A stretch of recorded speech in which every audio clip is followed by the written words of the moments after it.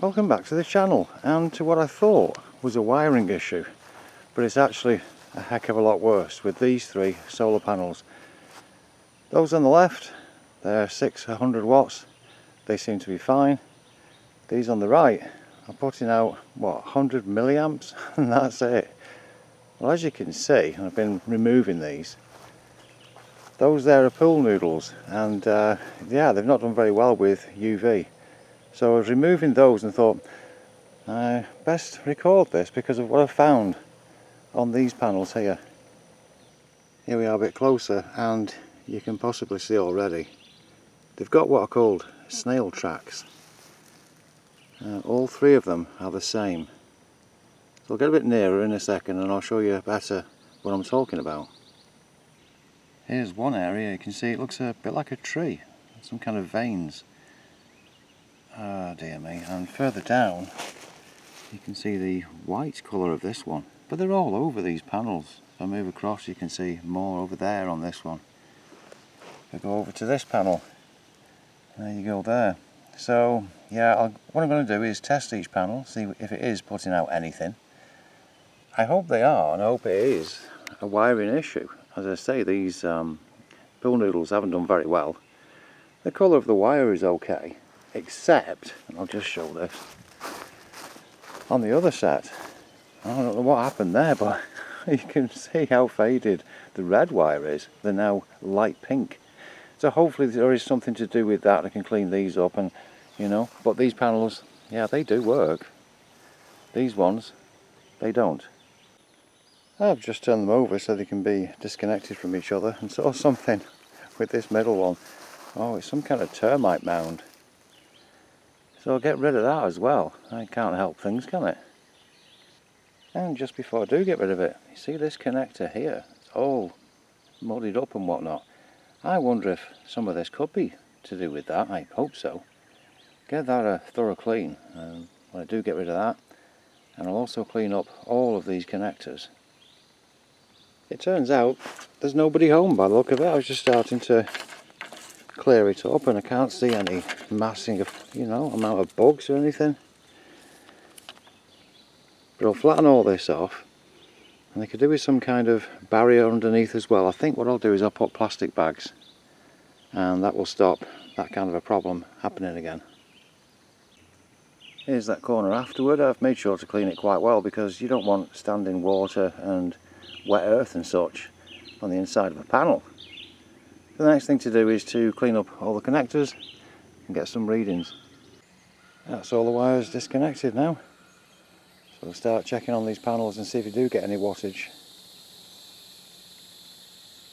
I'll just use this multimeter here. I just set it to voltage, make sure there's whatever the specs are on the back, and also then the current.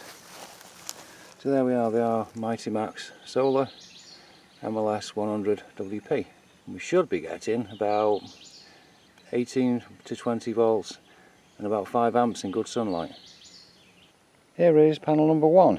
I've got it set to voltage, and even though it's a cloudy day today, we are in the middle of the day, so it should be, you know, good voltage, and there should be a few hundred milliamps of current. So yes, on the voltage we're showing 20.7, so that's fine. For current though, on the 10 amp scale, absolutely nothing, which corresponds with what I was seeing inside. And here's the voiceover edit, because I didn't know that that doesn't work. Putting it on the 10 amp scale, putting the leads in, will give you 0.00 from a solar panel. I don't know why, but it doesn't work, so I've had to go for something that reads wattage. So here was a thought. I thought to myself, am I measuring this correctly, just on the amperage scale? And I thought, well, you know what, let's try it a different way. So I brought the EcoFlow outside. I've got a lead there that connects for changing from MC4 to XT60. And I thought, let's have a see what each panel does on this. Well, sure enough, 20 watts coming in. So I was measuring wrong, and I'm sure people were shouting at me in the comments. But yeah, so that's 20 watts on panel number 3. Now I'll check 2 and 1. This is panel number 2. And it's showing 27 watts. And now panel number 1, and here we've got 31 watts. So they're all about what I'd expect for these kind of conditions, which is like that. So they do actually seem to work, and that's kind of a relief. So the next part of this has got to be the rest of the wiring. So I'll quickly have a look at that and see if that is the issue.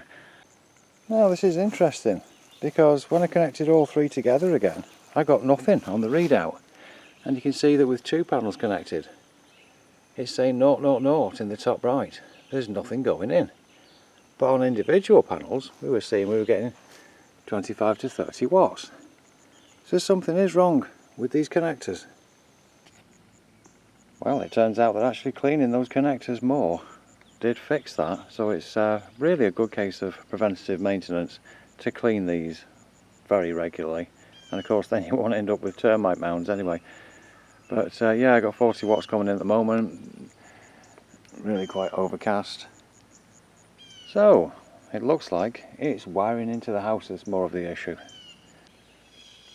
Here's the first section of wire. Comes over to here. It's about halfway. And if you can see that, there's 44 watts coming in. So that section is actually fine, and that's the section that's mostly in sunlight. Here's the next part of the wiring, 45 watts going in. So there it is, much closer to the house. You can actually see the edge of the house now. But there was one of those connectors that seemed to be a bit crusty. It's on the main line part, the other end of them. So I wonder if that was part of the problem. But anyway, this section all works. Voiced over time again. I moved indoors with the very last section of wiring, and I put the EcoFlow there, and 61 watts was coming in. Well, what is there left? There's only the charge controller or the on-off switch, the main breaker switch. So, hoping that it wasn't the charge controller, I actually took the breaker switch off and then just, for the moment, twisted those wires together tightly. And would you believe it, 5.3 amps was coming in. It was the breaker switch, and I've got to wonder if it was affected by the lightning, the recent lightning strike that knocked out various things in various weird ways, with an EMP pulse and massive amperages presumably. I don't know, but it's fixed. So, there they are, back up and running. I've put the bags underneath now, so that should help to protect from those anthills and such. And who would have thought something like that? I mean, these are built very, very well.